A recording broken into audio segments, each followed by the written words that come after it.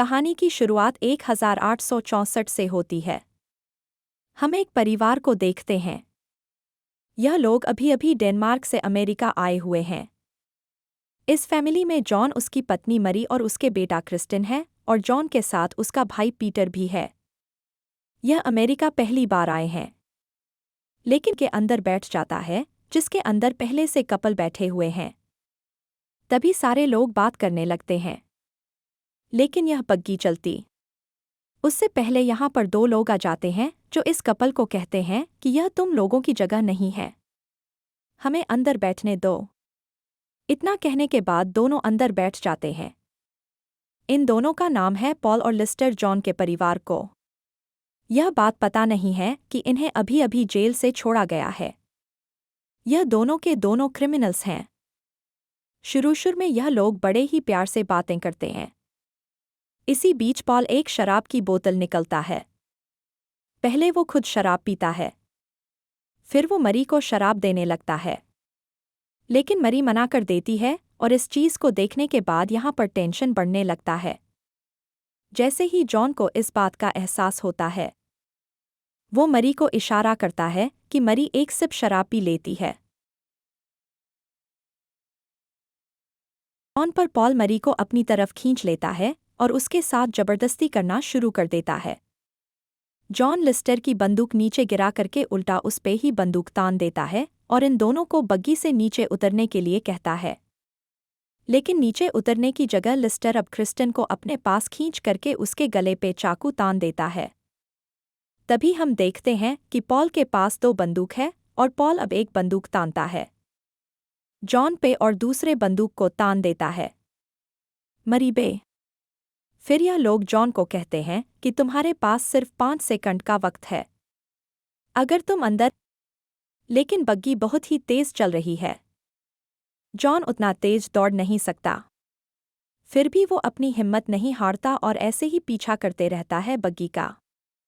लेकिन अब बग्गी बहुत दूर निकल जाती है। फिर भी जॉन थोड़ी देर के बाद पहुंच जाता है बग्गी के पास। तभी वो रास्ते में देखता है कि उसके बेटे की लाश पड़ी है। लाश को देखते ही जॉन टूट जाता है और अपने बेटे को गले से लगाकर रोने लगता है। तभी थोड़ी दूर पर वह देखता है कि बग्गी खड़ी है। तब वो अपनी बंदूक निकलता है और धीरे धीरे आगे जाने लगता है बग्गी की तरफ। तभी वह रास्ते में देखता है जो बग्गी चला रहा था, उस ड्राइवर की लाश पड़ी है। तभी उसकी नज़र पड़ती है लेस्टर पे। फिर वह सीधा उसके सर में गोली मारता है और यहीं पर लेस्टर की मौत हो जाती है। और थोड़ी देर के बाद उसे पॉल भी मिल जाता है। पॉल उससे माफ़ी मांगता है और कहता है कि मरी अभी भी जिंदा है, मुझे मत मारो। लेकिन जॉन इस बात को नहीं सुनता और वह पॉल का भी गम तमाम कर देता है। वह उसे तब तक गोली मारता है जब तक उसके बंदूक की सारी गोलियां खत्म नहीं हो जाती। फिर मेरी के पास जाता है। तब वह देखता है कि मरी की भी मौत हो चुकी है। जॉन उनकी बॉडी को घोड़े पर लाता है और लेकर के आता है अपने घर पे कि वो यहाँ का नहीं है। अगर वो यहाँ का होता तो हमें अब तक पता चल गया होता। हेनरी कहता है कि तुम लोगों के पास सिर्फ 2 घंटे का वक्त है। अगर 2 घंटे के अंदर तुम लोग उसे आदमी को लेकर के नहीं आए जिसने मेरे भाई को मारा है, तब गांव के 2 लोगों को लेकर के आना मेरे पास।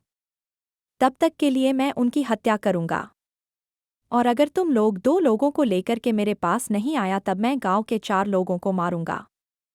तब इन बातों को सुनकर के सारे लोग डर जाते हैं और देखते ही देखते 2 घंटे बीत जाते हैं। लेकिन कातिल का पता नहीं लगता। तब यहाँ का मेयर 2 लोगों को लेकर के आता है हेनरी के सामने। इसमें से एक बूढ़ी औरत और एक लड़का है। हेनरी अपनी बंदूक निकलता है और उस लड़के और उस औरत को गोली मार देता है। लेकिन अभी हेनरी का मन नहीं भरता। एक आदमी के पास जाता है और उसे भी गोली मारता है। तभी हमें पता लगता है कि मेयर हर एक महीने $80 देता है हेनरी को, ताकि वह यहाँ के लोगों को परेशान ना करें। लेकिन हेनरी कहता है कि अब से मुझे $160 चाहिए। तब मेयर उसे $150 देता है और कहता है कि पैसों को अपने जूते में छुपा लो, नहीं तो तुम्हें लूट लिया जाएगा। तब जॉन पैसों को छुपाता है और आ जाता है। बाहर जल्दी उसे एहसास होता है कि चारों तरफ से लोग उसे घेर रहे हैं। इसके बाद सभी अंदर चले जाते हैं। थोड़ी देर बाद यहाँ पर मेयर आता है। वो देखता है कि जॉन अकेला है और वह जूते में से उसके पैसे निकाल लेता है और जॉन को कहता है कि तुम मरने वाले हो। यह पैसे अब तुम्हारे किसी काम के नहीं हैं। यहाँ हेनरी जबरदस्ती मैडलिन के साथ इंटीमेट हो रहा होता है। हेनरी मैडलिन को कहता है कि मेरी बहुत पहले से निगाह थी तुम पर। मैं हमेशा से ही तुम्हारे साथ सोना चाहता था। लेकिन मैडलिन इस बात का कोई जवाब नहीं देती। तभी दूसरी तरफ हम देखते हैं पीटर को। पीटर देखता है कि ड्यूटी पर जो गार्ड है उसकी एक आंख खराब है। तब वो उसे चिढ़ाने लगता है और कहता है दुनिया की कोई भी लड़की तुम्हारे करीब आना पसंद नहीं करेगी क्योंकि तुम बहुत ही बदसूरत लग रहे हो। तब इस बात को सुनते ही वह गार्ड भड़क जाता है और पीटने के लिए आता है पीटर के पास। लेकिन वह जैसे ही पीटर पर हमला करता है पीटर उसे ही पकड़ लेता है, उसे पीटता है और यहाँ से आज़ाद हो जाता है। तब तक रात हो जाती है और रात में हम दोबारा देखते हैं जॉन को जो अभी भी लटका हुआ है। तभी यहाँ पर पीटर आ जाता है। यहाँ पर एक गार्ड पहरा दे रहा होता है जो अंदर जाता है चाय पीने के लिए। लेकिन जब तक वो चाय पी के आता है देखता है कि जॉन गायब हो गया है। तब वो अपनी बंदूक निकाल करके धीरे धीरे आगे बढ़ने लगता है। लेकिन पीटर भी चौकन्ना था। जैसे ही आदमी उसके पास आता है पीटर उसका गला काट देता है और उसे मारते ही जॉन को उठाता है कंधे पे और यहाँ से भागने लगता है। तब दो और गार्ड उसके पीछे आने लगते हैं। पीटर उनका भी काम तमाम कर देता है। फिर वो जॉन को घोड़े पर बैठाता है और लेकर के भागने लगता है यहाँ से। लेकिन अब हेनरी के लोग उसके पीछे लग गए हैं। उस पर अंधाधुंध गोलियां चला रहे हैं। लेकिन पीटर कैसे भी यहाँ से भगाना चाहता है। वो बहुत ही तेज घोड़ा भगाता है। उसे एहसास होता है कि जॉन बहुत ही ज्यादा घायल हुआ है। वो घोड़े पर बैठ भी नहीं सकता। तो वह जॉन को नीचे उतार करके एक जगह पर छुपा देता है। उसे एक राइफल देता है और कहता है कि मैं जल्दी वापस आऊंगा तुम्हें लेने के लिए। और इतना कहते ही वह घोड़े से भागने लगता है। तो हेनरी के लोगों को लगता है कि वह दोनों उसी घोड़े पर है। वो पीछा करते रहते हैं। पीटर की कोशिश है कि वह जितना दूर हो सके है हेनरी के लोगों को लेकर के जाए। लेकिन अब हेनरी के लोगों को भी एहसास हो चुका है कि पीटर ने जॉन को कहीं ना कहीं छुपा दिया है। तब वह दो टीमें बढ़ जाते हैं और इसी तरीके से सुबह हो जाती है। सुबह सुबह जैसे ही जॉन की आँख खुलती है वो बहुत ही ज्यादा प्यासा होता है। तब वो पानी पीने लगता है। लेकिन वो देखता है कि हेनरी के लोग इधर ही आ रहे हैं और उनके साथ हेनरी भी है, तो वो जाकर के चुप जाता है। पत्थरों के पीछे वो देखता है कि इन लोगों ने पीटर को मार दिया है और पीटर के लाश को लोग घसीट के लिए करके जा रहे हैं। अपने टाउन की तरफ जॉन टूट जाता है क्योंकि दुनिया में उसका सिर्फ भाई ही जिंदा बचा था और अब उसे भी इन लोगों ने मार दिया। अब हेनरी जैसे ही अपने घर पहुंचता है वह देखते हैं कि उसके गार्ड को किसी ने मार दिया है, तो वह भागता हुआ जाता है अपनी तिजोरी के पास और देखता है कि उसके सारे के सारे पैसे गायब हैं। तो वह समझ जाता है कि मैडलिन ने उसे धोखा दिया है और वह सारे पैसे लेकर के भाग चुकी है। तभी हम मैडलिन को देखते हैं तो जाकर के ट्रेन में बैठ चुकी है। वह इंतज़ार कर रही है कि ट्रेन यहाँ से जल्दी निकल जाए। ट्रेन जैसे यहाँ से निकलती है मैडलाइन की जान में जान आती है। इसी बीच में वह देखती है कि हेनरी के लोग ट्रेन का पीछा कर रहे हैं।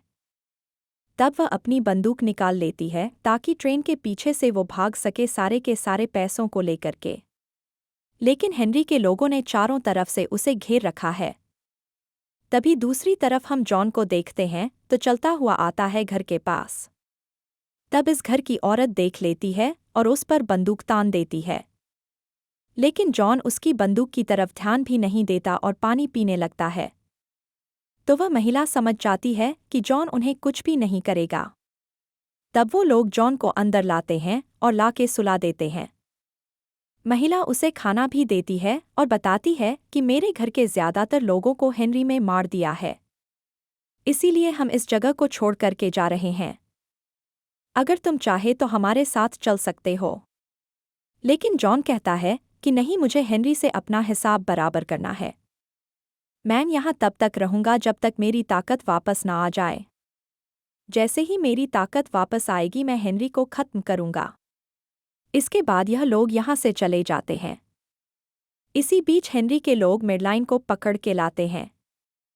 हेनरी उसे थप्पड़ मारता है, लेकिन वो देखता है कि मेडलाइन अभी उससे नहीं डरती। वो मरने से भी नहीं डरती। हेनरी कहता है कि मैं तुम्हें बहुत ही खौफनाक मौत दूंगा। वो अपने सारे आदमियों को कहता है कि इसके साथ जिसे जो करना है वह करें। एक एक करके सारे लोग इसका फ़ायदा उठाओ है और जब तुम सबका मां भर जाए तब इसे मार डालना। दूसरी तरफ हम देखते हैं जॉन को, जो ठीक हो चुका है। फिर वो अपनी बंदूक लेता है और सीधा आता है मेयर के घर पे और उस पर बंदूक तान के कहता है कि मुझे मेरे पैसे और जूते वापस चाहिए और मुझे बताओ कि तुम उस दिन क्या करने आए हुए थे हेनरी के पास। फिर मेयर की सारी बातों को सुनने के बाद जॉन को समझ में आता है कि मेयर मिला हुआ है। हेनरी के साथ इस पूरे गांव को बेचना चाहता है। इनकी यही प्लानिंग है ताकि क्रूड तेल का सारा बिजनेस चला जाए हेनरी के पास। लेकिन हेनरी के पास जाने से पहले जॉन को हथियार चाहिए। इसीलिए वो जाता है एक दुकान पे। इस दुकान में एक लड़का है जिसका नाम है वॉयसक जॉन। बहुत सारे हथियार लेता है वचक से और उसे पूरी बात बताता है कि मेयर मिला हुआ है। हेनरी के साथ वो इस पूरे गांव को बेचने वाला था। हेनरी को तुम जाकर के यह सारी बातें बताओ। यहाँ के शेरीफ मलिक को फिर जॉन अपने हथियार लेता है और यहाँ से निकल जाता है। अगले दिन हम देखते हैं हेनरी के घर को, जिसके सामने से एक घोड़ा गुजर रहा है और उसके पीछे एक ताबूत है। जैसे यह लोग ताबूत को खोलते हैं, इन्हें अंदर मेयर की लाश मिलती है। तो हेनरी कहता है कि ताबूत मैंने जॉन के लिए बनवाया था, अभी भी इसके अंदर जॉन ही जाएगा। लेकिन हेनरी जैसे ही इतना कहता है उसके ऊपर गोलियां चलने लगती हैं। हमें पता लगता है कि इनके ऊपर वचक गोलियां चला रहा है क्योंकि वो जॉन की मदद करना चाहता है और यह सारे लोग डिस्ट्रैक्ट हो जाते हैं और जॉन इसका फ़ायदा उठाता है। जो भी आदमी उसे अकेला नजर आता है जॉन उसका काम तमाम कर देता है और अब चारों तरफ यहाँ पर आज आग लग चुकी है। सारे लोग इधर-उधर भागने लगते हैं। जैसे हेनरी इस चीज़ को देखता है, एक बंदूक निकालता है। बाहर यहाँ वोइचेक घर के ऊपर आ जाता है और वहाँ से निशाना लगा के एक एक करके वो मार रहा है यहाँ पर हेनरी के लोगों को। तभी एक आदमी को पता लग जाता है, वह घर के नीचे से गोली चला देता है वोइचेक के ऊपर। और कुछ गोलियों के बाद उसे एहसास होता है कि ऊपर से केरोसिन नीचे गिर रहा है और यह आदमी सिगरेट पी रहा था। जैसे ही केरोसिन हाथ पर गिरती है इस पूरे जगह पर आग लग जाती है। तभी दूसरी तरफ हम जॉन को देखते हैं जो एक एक करके बाकी लोगों को मार रहा है। इसी भी जॉन देखता है कि नीचे वचक की लाश पड़ी है। इन लोगों ने वचक को भी मार दिया तो जॉन और भी ज्यादा भावुक हो जाता है। तभी उसकी नज़र पड़ती है मेडलिन पे, जिसके सर पे एक आदमी ने बंदूक ताना है और लेकर के उसे जा रहा है। तो जॉन उस आदमी को मार करके मेडलिन को बचा लेता है और एक एक करके सबको मारने लगता है। लेकिन इसी बीच एक आदमी जॉन को गोली मार देता है। जैसे ही हेनरी को यह बात पता लगती है वह जॉन की तरफ आने लगता है। लेकिन अब जॉन दोबारा उठकर खड़ा हो चुका है और वो सब पर गोलियां चला रहा है। तभी हेनरी गोली मारता है जॉन के कंधे पर। जॉन दोबारा जमीन पर गिर जाता है। धीरे धीरे हेनरी बढ़ता है आगे जॉन की तरफ। फिर वो उसे बताता है कि वो उसे कैसे मारेगा, लेकिन वो जॉन को मारता है। उससे पहले मेडलिन अंधाधुंध गोलियां चलाने लगती है हेनरी पर। तो हेनरी पीछे घूमता है तो जॉन खड़ा होता है और सीधा गोली मारता है हेनरी के भेजे में। तब यहीं पर हेनरी की मौत हो जाती है और इसके मरते ही मेडलिन और जॉन दोनों एक दूसरे पर बंदूक तान देते हैं। लेकिन मेडलिन बंदूक हटा देती है और यहाँ से जाने लगती है और मूवी यहाँ एंड होती।